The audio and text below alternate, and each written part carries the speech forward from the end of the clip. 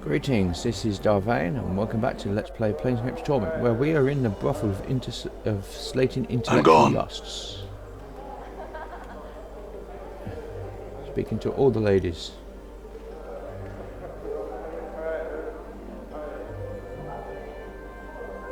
And robbing them blind.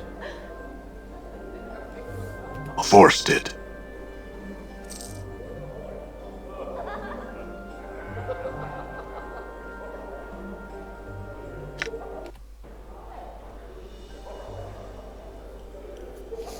The striking woman has the colour of burnished copper. A translucent white dress has held precariously by golden clasps draped carefully over her shapely form. Greetings. Elm nods and smiles briefly. The scent of her hair, sweetly perfumed, fills her nostrils. I had some questions. She nods. Who are you? She smiles and curtsies, obviously no response. Can you speak? She shakes her head and smiles sadly at you. Updated my journal. I love this shit already. Can you write then? Or pantomime? She pouts, shaking her head. May I ask why you can't communicate? She sighs softly and nods. Actually, let me ask you something else. Okay, so got someone who's lost her voice. She can't communicate. Who are you? She offers no response. Can you tell me anything about this place? She looks at you and then raises an eyebrows. I have some other questions. Do you know about Unravel Puzzle World? Eyes flash and she smiles. She nods at you. What do you know of her? Updated my journal. She looks at you very well. So she can't communicate. We've got to look. I'm gone. Voice. All right. All right. I'm gone.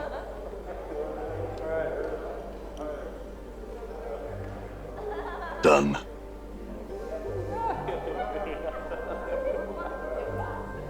Forced it. Opened. All right.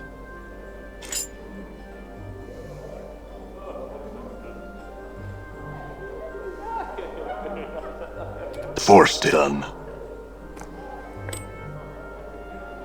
I'm gone.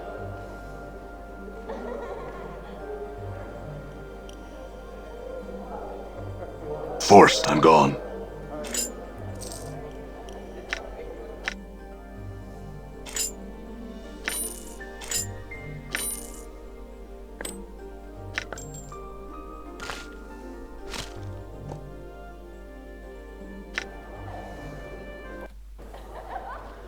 Nobody in that one. Done.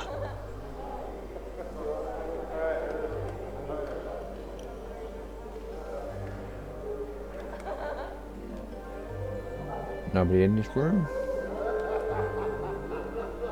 I'm gone.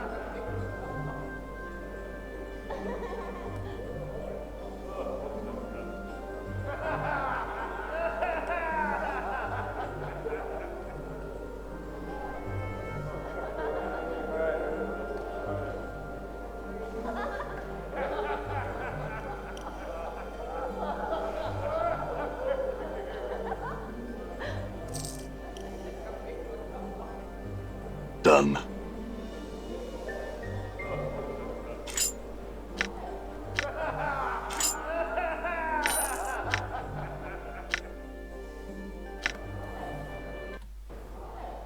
This is Marissa. Squinting at the figure behind the partition, you can barely make out a shapely form in the darkness. She turns to you, but you can see nothing of her face. Greetings. The figure answers in a voice that is slow and deadly, like a steel dagger drawn across stone. Yes? Come to speak with Marissa, have you? Quite rude of you to enter a darkened room, storming behind my partition like so. Rude and foolhardy. You can hear a faint whispering sound like a slight breeze or the hissing of serpents. Morte whispers quietly, "Whoa, creepy chits. My apologies, my lady. I wasn't sure if someone was here." The woman gives a slight harumph. But it would seem there is someone in the room, wouldn't it? Shall you be on your way then? Not just yet. I had some questions.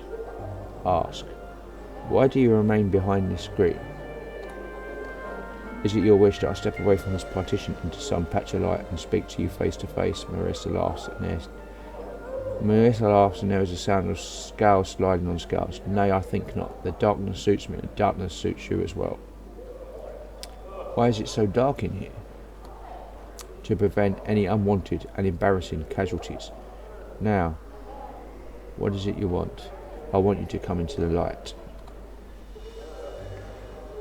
Nay, and the addition of police will not serve to persuade me. Now what do you want? Surely you did not come in this way to see me. I do want to see what you look like. You have no such want. Oh, I do. What do you look like? The darkness hides us both. Let's make it a game. I'm frightfully bored. Let me guess. You're a human male. Yes. Are you wounded in the throat? I can't see, but I believe so, yes. Describe yourself for me. I'm tall, muscular, and horribly scarred. Indeed. How are you so horribly scarred? Wait, never mind, I do not wish to know. Now describe yourself for me. Most describe yourselves as a shapely, pale-skinned, beautiful woman with a forked tongue, made up of writhing asps. Hair made of writhing asps and glowing eyes, which you assume she must be keeping shut. She's a Medusa. Are you a fiend? Updated my journal. Mesa laughs, the sound accompanied by a slight hissing. No, hardly. Though I've powered some might call fiendish, my glance turned living things to stone. For instance, from being a flesh to statue with a bat of an eyelid. Living things to stone, could you turn, say, a limb into a statue? Updated my journal. Suppose I could. Had you a limb and I were inclined to do so. And I might be so inclined, had I my crimson veil, but I do not know where it is gone. Have you seen it perchance? No, what's it for? Is it just a normal veil? Marissa sighs quietly. Not quite. It aids me in communication, face-to-face communication that is. Why do you need to hide your face? Enough with these asinine questions. How tiresome and annoying you are. Now, what do you want? Just some questions answered. Ask. What are you doing here? Sitting here with my thoughts, listening to you voice yours. The silence of both of them, literal and then figurative, is deafening. I'm curious to hear your thoughts. Oh, I think not. You would find them most unflattering at this moment. What is it you want? Just some questions answered.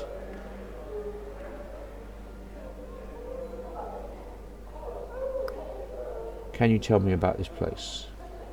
No, I'm not in the mood. I'm sure one of the girls here would be happy to tell you all about Mistress Grace's little school for aspiring sensates. Go find one of them. Sensates? Yes. A silly little group devoted to experience and the like. I certainly need not be a sensate to be a sensate. And once I've gotten access to the festival and grown tired of its sensorium, I'll simply move on.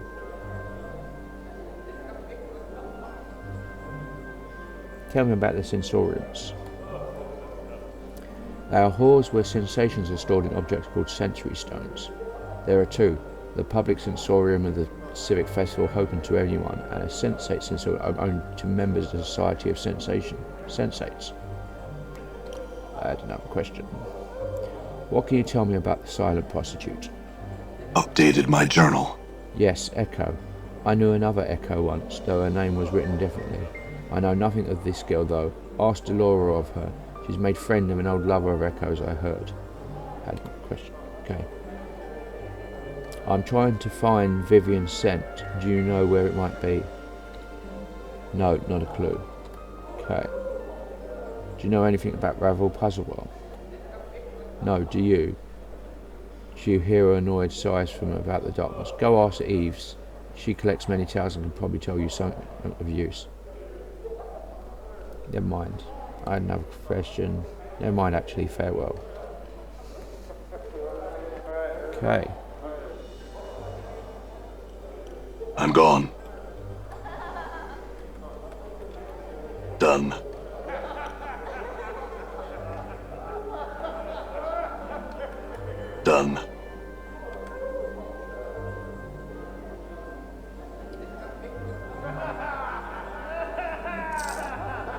I'm gone.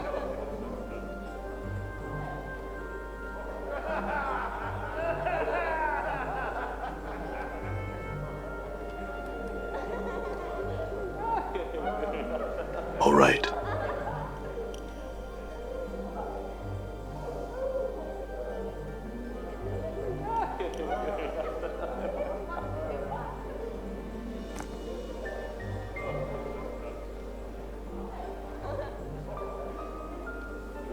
Forced it.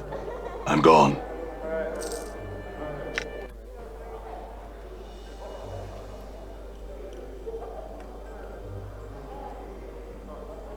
I'm gone. Maxi Aditon. Okay. Done.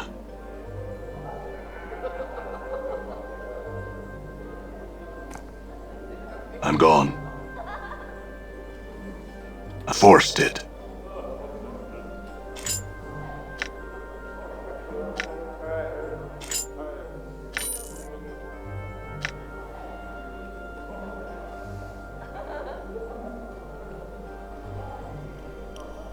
The wild-looking tiefling girl meets your gaze with an angry scowl.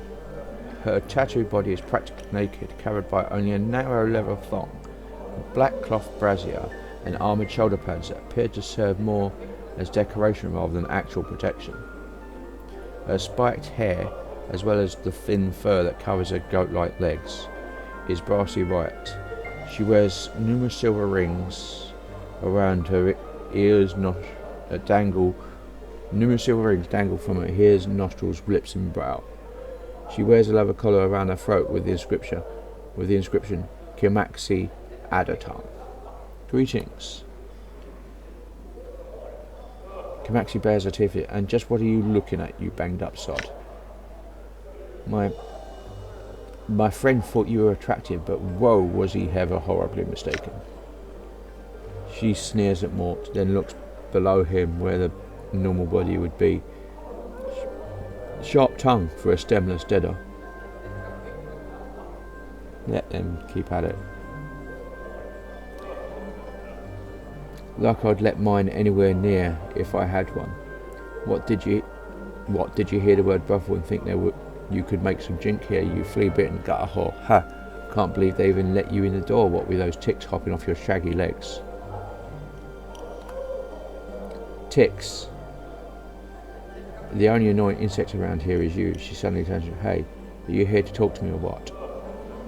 Or what? What else can I do with you? What did you have in mind, you sudden jawbox? Go ahead, give me a reason to say no to you. What do you usually do for patrons? I'm a practitioner of abuse. What's that mean? Let me show you. Her hand lashes out to slap your face, but you manage to barely dodge the road. Kimaxi bouts visibly and then scowls. Oh well. Say, can you teach Morte here to be more abusive? She raises her eyebrows. Now that's an unusual request. I don't know, it seems pretty foul-mouthed already. That's he, seems pretty foul-mouthed, Kimaxi Bladderdung, you scruffy, goat-clammed harlots. You wish you had legs, my mind, you pitiful wretch of a bone box. I can walk, run, dance. What can you do? Bob about wishing you had a pair of goats or otherwise. The two of them lay into each other, exchanging barbed, blistering insults and clashing with razor-edged tongues. Wait for it to end. At last, the two of them stop their bickering, and the eerie silence settles them as they eye another hatefully. Finally, the Tiefling makes a grudging admission to Morte. You're not bad, really. Not bad at all. Better than you, perhaps. Morte waggles his eyebrows at her. Kimaxi narrows her eyes at Morte. Don't push it, skull. New taunts, alright! I won't, Tiefling. I will admit I might have learned a thing or two, though. Good thinking, Chief. Sure thing, Morte. Kimaxi turns to you. So, was that all you wanted? I'm not spending any more time near you than I have to. Actually, I had some questions. Tiefling rolls her back. And what makes you think I care? Why don't you lick my backside? My tongue's not wide enough and I don't like hair in my mouth. Well, you certainly seem to like the taste of offal in your mouth, you dumb breath kidding. Only because it's like kissing you, you mangy stink pot. Kiss me, huh? She makes her edge and says, I'd rather kiss a bloody mass of phlegm than lay my lips on you. No thanks. Don't thank me, thank the powers that someone actually wants to kiss you. She looks at her loss for something to say. For an instant, smile threatens to crack the grimacing mask of her face, then she becomes more of a basilisk than ever. Alright, what do you want me? Questions answered. Okay, she looks like, fine, whatever, ask. Who are you? My name? Uninterested. I can guess you're so. Scar bunch, get out of here before I put fire under your arse. I have another question. What are you doing here? Not you, that's for certain. She smirks at you. I'm contemplating the best way to tell you to pike off next. I have another question.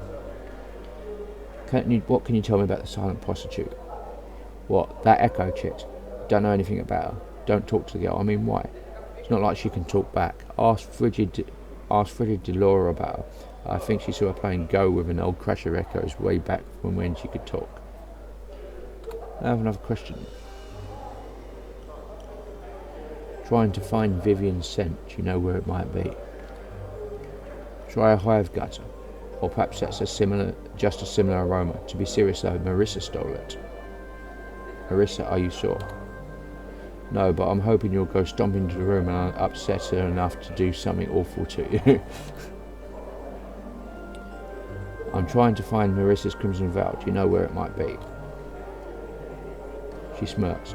Up your arse perhaps. Hells, I don't know. Kamixi smooths back her hair, which instantly spins back into a spiky mess. I have another question. Do you know anything about Ravel Puzzle Girl? What would I know about her? I look like a scholar or something to you. Go and ask someone more learned. Or Eves, she probably has at least one story about her in the pile of towels she carries about in a bone box. Oh, and squat on a halberd while you're at it. I had another question. Never mind, actually, farewell. Okay.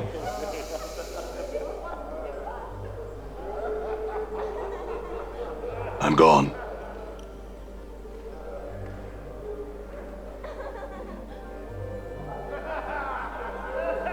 I forced it.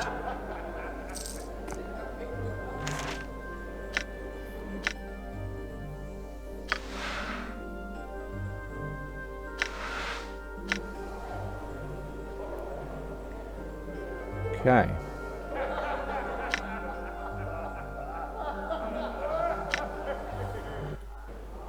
Eves the Towel Chaser. This fetching young woman has a faraway look in her soft sea-green eyes. Greetings. Greetings, I'm Eves the Towel Chaser. By coincidence, too, I chase towels. Eves continued unperturbed. Have you come to trade towels? I'd like to trade towels. With nods. I would like that very much. Tell a story of you waking up in the mortuary.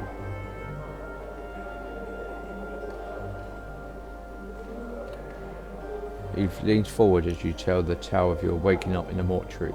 She seems to devour every detailed word. As you finish, she smiles at you. I shall remember this tale. I too will tell a tale of the dustman, chapters of dust. Go on. There are chapters in a dead book, the massive tome in which the dustmen keep the records of the past and all that lives into the eternal boundary. In this book there are chapters that are naught but dust, and it is believed that the names therein are lost souls who cannot die, but must suffer life eternally until history itself dies and grants them release. I have another tale to share with you. Tell us the story of the Alley of Lingering Sighs. Eve Stone's right as you tell the alley of the giving birth. She seems to devour every word. As you finish, she smiles at you. I shall remember this tale. And now I have one for you. Before I begin, I must ask, do you know what a modron is? Yes. And I shall tell you the tale of the clock and the quadrant. Go on. Once upon a time, there existed a modron. It was newly created, its logic fresh and untested, and it had come to Sigil following the commands of its Modron superiors. Go on. It knew of nothing but commands and dictates, of obedience and passing along the orders of its superiors. For you see, Modrons are only aware of the commands of their immediate superiors, have no grasp of a higher authority until this one. Go on. One day, it came upon a small shop, wherein there was a small clock that would no longer tell the time. It was cracked along the edges, the wheels of its hands broken. The Modron immediately set itself to work getting the parts to fix the broken clock. It made a new wooden housing for the clock's parts, replaced the bent springs, carefully filed and oiled the clockwork machinery, and carved new hands from the sparse metal available to it. The newly repaired clock's precise ticking reminded it of the great gears of Mechanus, and it comforted it as much as anything may comfort a Modron. Go on. And what the Modron now came to understand was that it truly loved this clock that it had worked on, and for reasons it could not explain, elected to remain in Sigil and to be with the clock for the rest of its years. I have another tale to share with you. Tell the story of the Silent King. Eve leans forward as you tell the tale of the hidden nation of undead, ruled by a corpse who hadn't spoken in 1,000 years, who seems to devour your every word. As you finish, she smiles at you. I shall remember this tale, and now I have one for you, the petitioner at the gate. Go on. It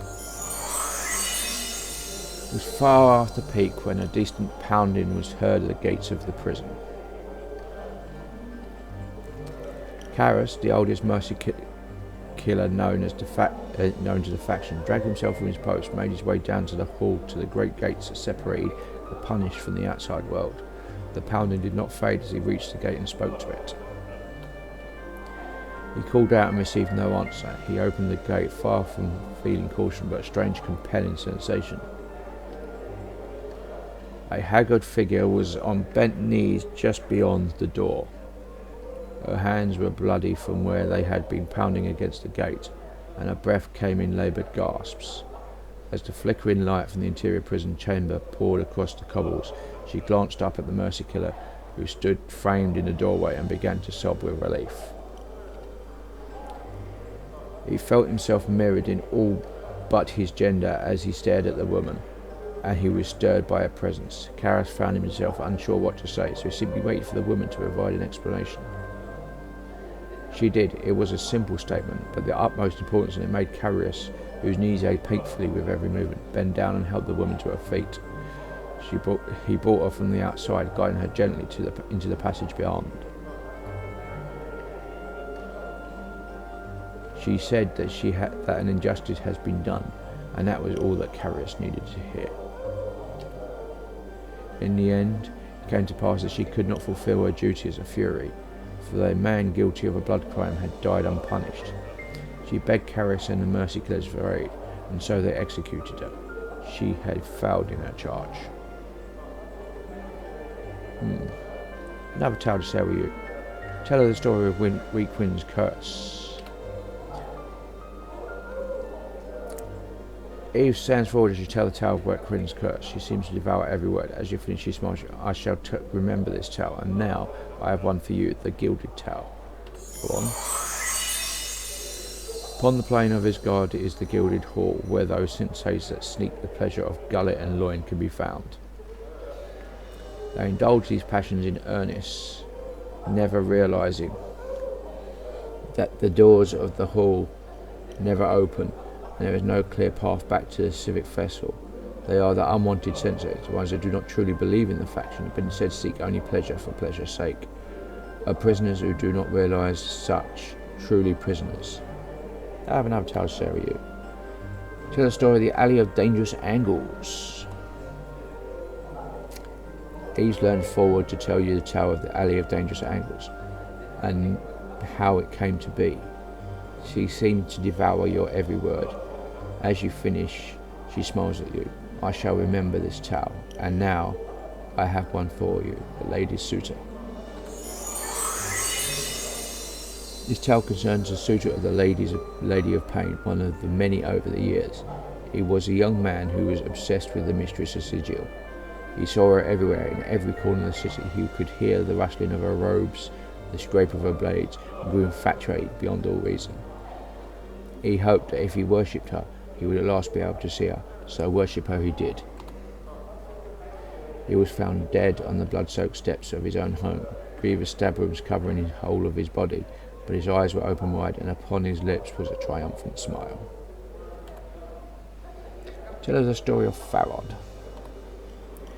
Eves looks forward as you tell the tale of the fall of Farod. You seem to devour every word. As you finish, he smiles at you. I shall remember this tale, and now I have one for you. Go on. Once came a man who had experienced the most beautiful thing in the multiverse. It was the intention to place the experience within one of the Civic Festival's sensory stones, magical devices which held feelings and memories for an eternity, leaving them for others to partake of. But he thought about it. Wouldn't its being shared dilute the experience? So he held it to himself, precious thing there it was, and aged with the memory. But as he aged, the memory became tarnished and beaten, and he could no longer recall the glory of the experience. Okay. Tell us the story of Ignis. He leans forward and tells you the tale of Ignis and the art that burned within. She seemed to devour you every word. As you finish, she smiles at you. I shall remember this tale, and now I have one for you, the execution. Go on. Once a murderer roams Sigil streets, a black-hearted man by the name of Cossacks. He had been blessed by his abyssal mother so that no one could strike him with an intent to harm, or they themselves would die. He revelled in his blessing, using it to start fights and murder anyone who crossed his path. During one of his murderous rages, he was captured by the Harmonium with nets and brought before the governors. The trial was short, final, yet Cossacks laughed at the proceedings, knowing that no one among them could harm him without dying horribly. At the final day of his trial, he was proclaimed guilty and sentenced to death. Cossack's sentence proclaimed by the governors was this: confinement for thrice 30 days, during which time you shall give up your life, be declared dead, and your body removed when all life signs cease. Cossacks laughed and dared any of them to try and harm him, yet the court was silent. The mercy killers led Cossacks to their prison and locked him in a dark, empty cell. There was no cot, no lights, and the only door was a steel grate in the ceiling. As they lowered him into the cell, the mercy killers told him, "In your corner cell you will find a chalice. At other points your death will be swift." "Aren't you going to execute me?" Cossack snarled at the guard. "No one in Sigil will lay a hand on you with the intent of harm," came the mercy killer's reply. "Then I'll spit on your cowardice." Cossacks laughed, feeling for the chalice in the darkness and hurling it at the wall and shattering it. Its poison dripped from the walls and dried till it was no more. "Come then, you will have to try and kill me now." But there was no response from the grate in the ceiling. It was then that Cossacks noticed the cell had no cots, no light, no food water. All that remained was a shattered chalice, but poison gone. And for the first time, Cossacks knew the icy touch of death's approach. In thrice 30 days, the grate opened and Cossack's body, now cold, was taken from the cell. It had given up its life and the execution had been carried out. Have a tale to share with you. Ask one of your companions if they have a story to tell. Morte, do you have a story to trade? Me, why do I have a story? Why do I have to tell a story? Just tell a story, Morte. Fine. An elderly man was sitting alone on a dark path. He wasn't certain of which direction to go, and he'd forgotten both where he was travelling to and who he was. He'd sat down for a moment to rest his weary legs and suddenly looked up to see an elderly woman before him. She grinned toothlessly with a cackle and spoke. "Now your third wish. What will it be?" Third wish. The man was baffled. How can it be a third wish if I haven't had a first or second wish? You've had 2 wishes already, dear hag said, but your second wish was for me to return everything the way it was before you had made your first wish. That's why you remember nothing, because everything is the way it was before you made any wishes. She cackled at the poor bird. So it is that you have 1 wish left. Go on, Morte. All right, said the man. I don't believe this, but there's no harm in wishing. I wish to know I am. Funny, said the old woman as she granted his wish and disappeared forever. That was your first wish. Is it? Eve smiles. An interesting tale, Morte. Now I've got one for you and your companion. The Fiend's Game. Come on. Fiends sometimes wandered in the wilderness of a certain prime world in the guise of a friendly old man. One day he came upon some hunters in the wood. What are you doing? The fiend asked. The hunters told him, and the fiend nodded. I've never been on a hunt before. The hunters invited the old man to come along, and the group eventually came upon a glade where several deer were grazing. The hunters carried crossbows but did not fire, and the fiend asked them why. They are unarmed, the hunters chuckled, putting their crossbows. We hunt nothing and does not have the ability to defend itself. After all, where is the sport in that? The fiend nodded at the moment and promptly gated in 3 of his fellows. The hunters led them on a merry chase, but eventually they were caught and eaten. I have another tale to share with you, asked one of the companions. Anna, do you have a story to trade? I'm no good at telling such things, I'm not. She frowns and waves her hands, as if trying to shoo away the idea. Don't be asking me for such nonsense now. Eve smiles at Anna. But I would very much like to hear your story. Please share your story, Anna. Come on already, Fiendling. You've already had 1 tale you won't part with. Anna looks uncomfortable, her tail lashing slowly back and forth. Well, I know one story. She suddenly becomes angry again at Eve. But you might not like it. You won't, so don't be blaming me for you choking it out of me. Go ahead, Anna. Anna scowls and then relents with an exasperated sigh. I heard a story when I was a wee lass. This Burke's walking home real late near Anti-Peak and passes an old toothless crone in a dark and otherwise empty street. Where are you going? She asked him. Go on, Anna. Home to me wife and Kip, he says. Near the Slags? She asked him. Sure enough, he says. So she asked him a favour, to take a box she's got to Deader's Pit and give it to a woman there. Now, this Burke's a real sap, too nice to say no, despite the fact he's sure something's not quite right about this old crone and agrees. But what's the woman's name, he asks. Where does she live? Where would I look for her if she's not even by the Deader's Pit?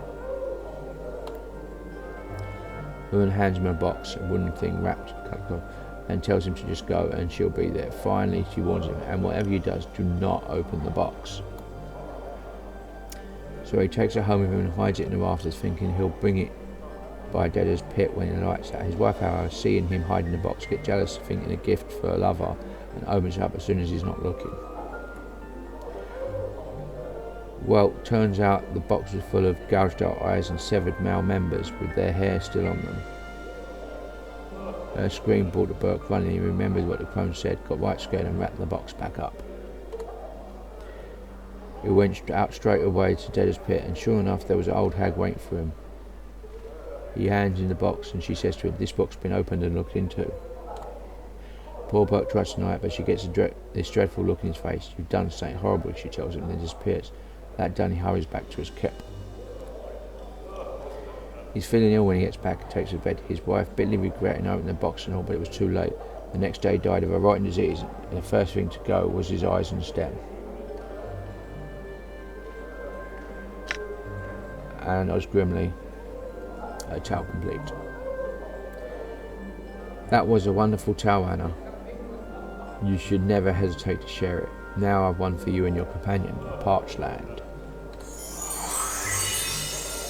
Once a large village was struck by a horrible drought. The farmer journeyed to the worshipping stone and again implored it as to the cause of the drought. He asked the stone why it did nothing when the fields were parched and dying, why the animals and people suffered while the stone did not a thing. Have we not given enough offerings? The farmer asked, begging almost upon his hands and knees, but the stone did not respond. It merely sat and cast its shadow.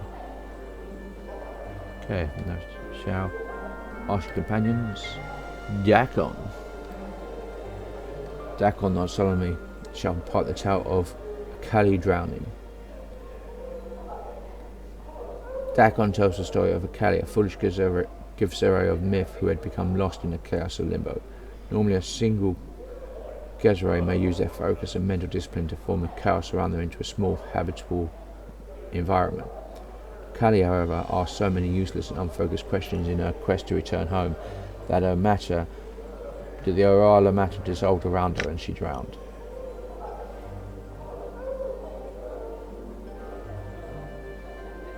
Fascinating, Dakon. Let me share with you and your companion another version of your tale that I have heard.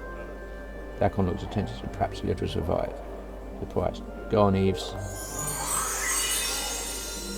Eves goes on to tell a different version of Dakon's story, in which Kali was driven from the gift-range city of Shrakalactor for a constant user's pattern. One day she encountered a Slardy on his way to the spawning stone. She hastily erected a wall of chaos matter, which even the ravenous Sladdy found difficult to break down. Hungrily it waited, and it spoke to her through the wall. She asked it questions, and as she became more absorbed in her pointless queries and the Sladdy's answers, her own wall decayed and collapsed upon her. Thus she was drowned in the matter of limbo. Okay. Now so companions, I think we're all done. Actually, Eves, let me ask you a question. Okay. Let's see. Why are you called the Towel Chaser? Once upon a time, a girl came to an oracle who was rumoured to know so many things and asked of it a boon. Her life was in need of direction, so she asked Oka as to what would give her purpose. Go on. Now, the oracle was not evil, but it was vague and tended towards drink, which caused it to be obscure in many matters of judgment and focus. The only answer to the girl's question was that within one story that she would hear in her lifetime was the truth that she sought. The girl went off and collected stories, which she chases to this day, not knowing which of the thousands hold the truth. Such is the danger of a foolish question and the wisdom of an unspoken one. Okay, what are you doing here? I collect towels and trade them with others who have towels of their own. May we trade towels? Okay, let me ask you a question. Can you tell me of this place? That is part of Mistress Grace's story, which is not mine to tell. She said that when she nears the end of her years, she shall tell me, and only if I pledge to never share it with another. She hopes that she will never need to tell me her tale, for she hopes I will find my own story before that time and leave this place. But I think she fears my life will be squandered in searching for this tale, and not acted upon what I already know. Eve sighs softly, but it cannot be helped. Your own story? Okay. Eve, you look familiar. Is your mother named Giovanna? Yes, but she and I no longer speak, just as I shall no longer speak no more of her. Okay. Now you trade towels. Tell me when the toys are shed again. What can you tell me of the silent prostitutes? Echo, she frowns. I once heard a tale of a girl who knew a word that, if spoken, would undo the reverse. Perhaps this is Echo. Ask Laura, though. I understand that she sometimes meets with one who knew Echo before she stopped speaking. I'm trying to find Vivian's scent. Do you know where it might be? Updated my journal. She speaks ahead. Speak with Nenny. She is forever pacing about, observing everything intently. I had another question. Looking for Marissa's Crimson Vow. Do you know where it might be? She shakes her head, but Marissa's an interesting tale. Would you hear it? Go ahead. Once upon a time, there was a world of heroes and a time of petty childish gods. There were three sisters, cursed with a hideous appearance. They were considered demons by the people of the land and forever shunned. One missed her sisters terribly, yet left that world with its shame behind, and but exchanged the pettiness of a pantheon for a pettiness of self. Okay.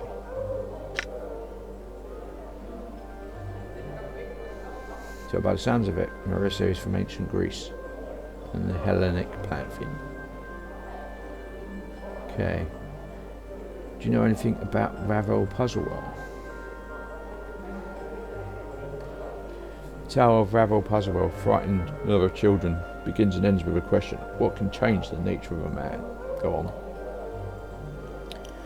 Many were the times she posed this riddle to those who approached her, those who sought to glean from her the strange magics that she alone seemed to possess.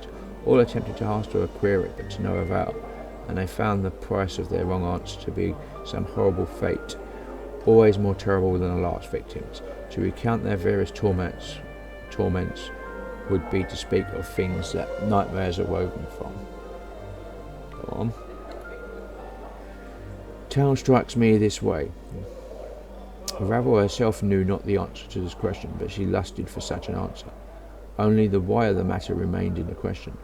Why did the nature of a man matter to one of the Grey Sisters, especially to one of such power as Ravel? Go on. It is said that she put the question to the Lady of Pain, not directly, but shouted it to Sigil herself, daring the lady to answer. When no reply was forthcoming, she wove terrible magics that threatened to open the cage and let the fury of the plains roll in like a wave. She received no answer other than banishment. To this day, no one knows the answer to Ravel's question. But now, there is no one to petition, for Ravel herself is gone, lost to the plains. Updated my journal. That is all I wish to know. Wait, there is more. Though my tale ends with Ravel's divine, there are some that claim the hag still lives. There is a silent prostitute here who once talked of such things, but she speaks no longer. If she would speak to you, she might tell you more of Ravel. Okay, what else can you tell me of the silent prostitute? So, Echo knows. Okay, that's all I wish to know. Farewell. So, we've been round. See if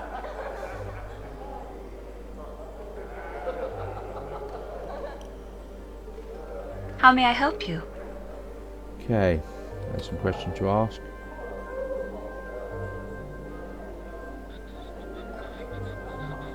Would you like to join me on your channels?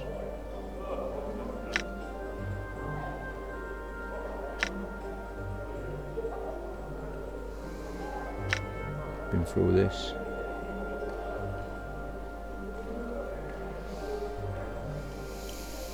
Travel with you. That's roll forward of you.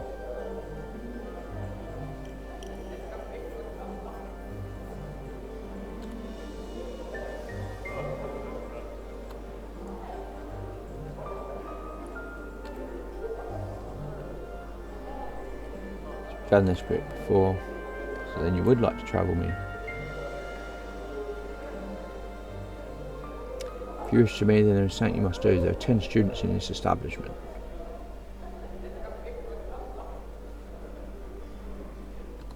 So I haven't spoken to all of them. I thought I did. It's Vivian.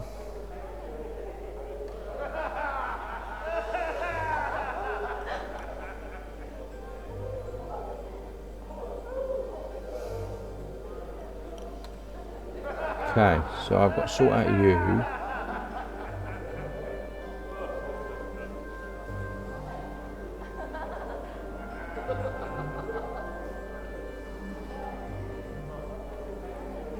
Where's Nelly? Done. No, not you. I'm gone. Juliet. All right. Okay, Cirrus, I've got to speak to you. I haven't spoken to you.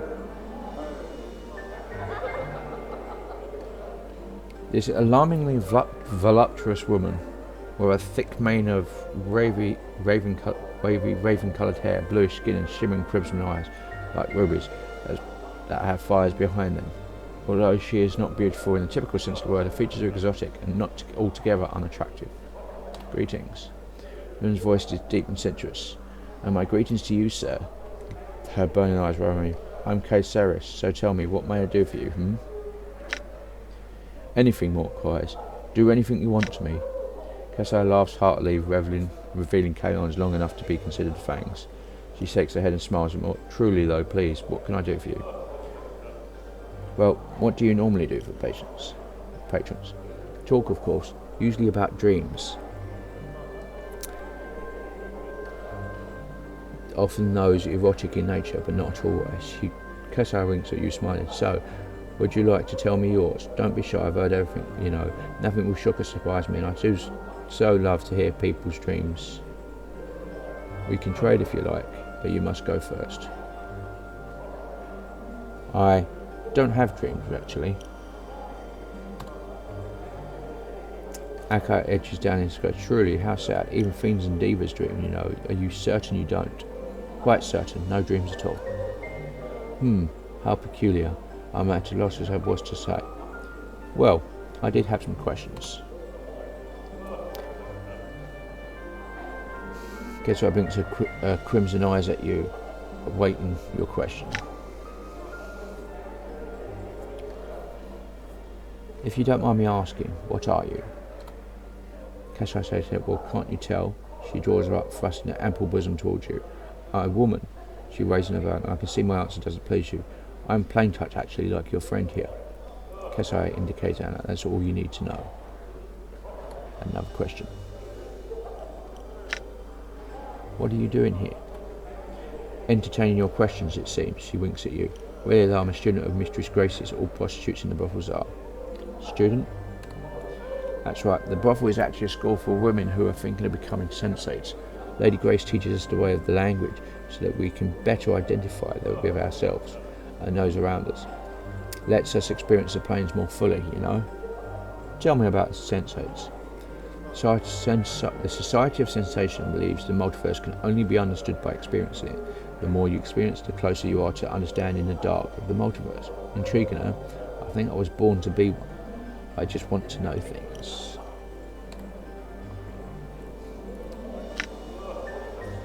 Okay, what can you tell me about this place? Certainly. The brothel of slating intellectual lust is actually a school for women who become insensates. Mistress Grace teaches the ways of language so we can better identify around us, this experience playing more fully. Okay. What can you tell me about the silent prostitute? Yes, that's Echo. She's very sweet, but so quiet. I understand that she said something once which caused some great tragedy, and because of that she'll never speak again. Kessai shrugs, smiling. An interesting enough story, but I don't know if it's true. Try asking Delora. I've seen her talking to an ex-lover back at time when Echo was speaking. I have another question. I'm trying to find Vivian's scent. Do you know where it might be? No, I don't. Because I think most of the women will say she's prissy, but she's always nice enough to me, compliment me on my eyes, and she smells so good. I hope she finds her own scent again soon. Try asking Nenny about it. She's everywhere all at once and might have seen something. You do have lovely eyes, Shh. Anna sneers, rolling her eye. Idiot. Just ignore her, Kessai. Anna stares at you coldly and says nothing. Kessai shrugs and looks back at you. Why, thank you. You can see them glowing in the dark, Bizarre, no? She pauses to look at you. You've some nice eyes too, so dark and mysterious, so full of character. Okay. Trying to find Marissa's crimson veil. Do you know where it might be? Updated my journal. No. I haven't seen it since the last time she wore it out, but Nenny might have seen something, so try asking her. I admit it's been nice. Marissa won't leave her chamber without the veil, and so we've all been spared her foul tongue, leaving us only Kimaxi to deal with. That Kimaxi's the worst of the two, though. How so? Marissa's haughty and mean, but Kimaxi, she's a bitter, spiteful monster woman with a venomous tongue and the demeanour of a bailer. Can't see why anyone would like to speak with her. I sincerely doubt her appearance makes up for that flaying, poisonous mouth of hers, but she receives patrons nonetheless.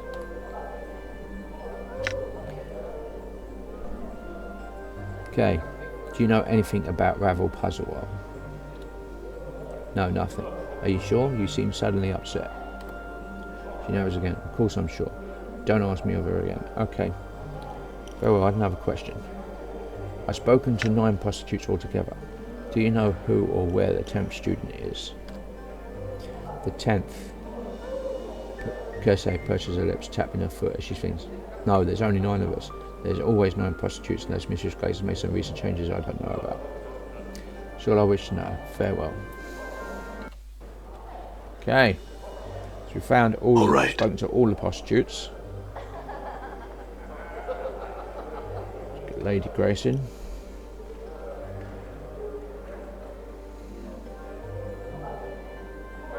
How may I help you? There's some questions I wanted to ask you. I spoke to 9 of the students as you asked, but I could not find a 10th.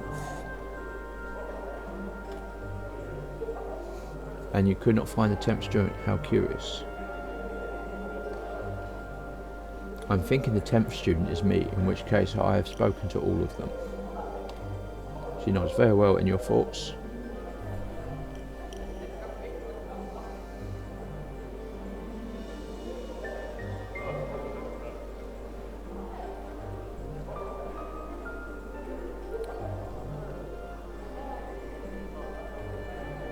I have learned what it means to aspire to be a sensei, and that you better go in search of experience rather than have it come to you.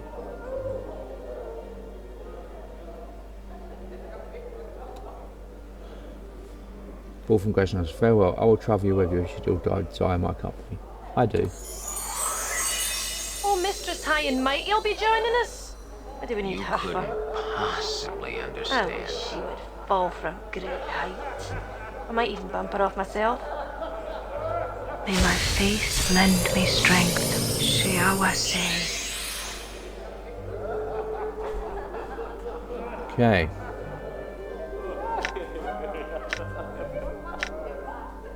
What have we got? Excuse me.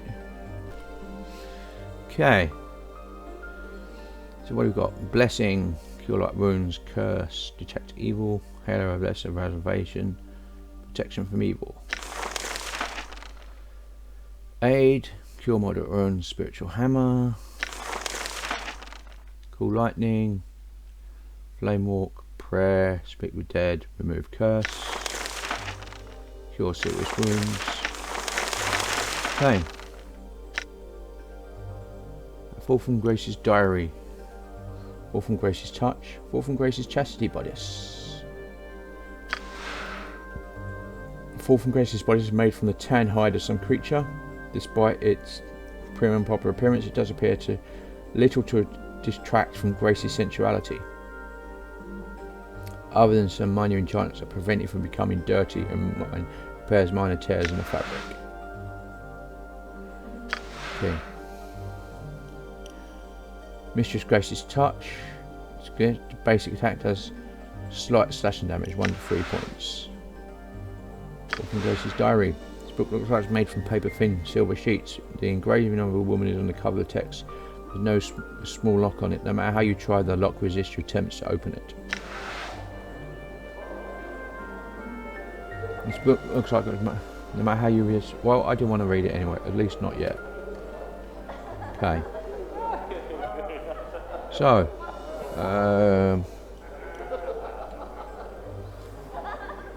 yeah. What?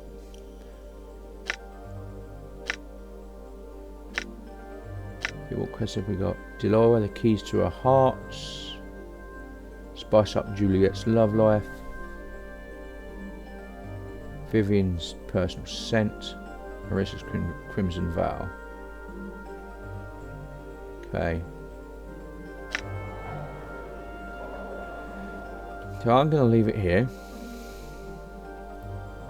This has been Vane doing Let's Play Planescape Torment. If you like what you're seeing here, be sure to like, subscribe, share and comment. Please consider sponsoring me on Patreon, and until next time, goodbye.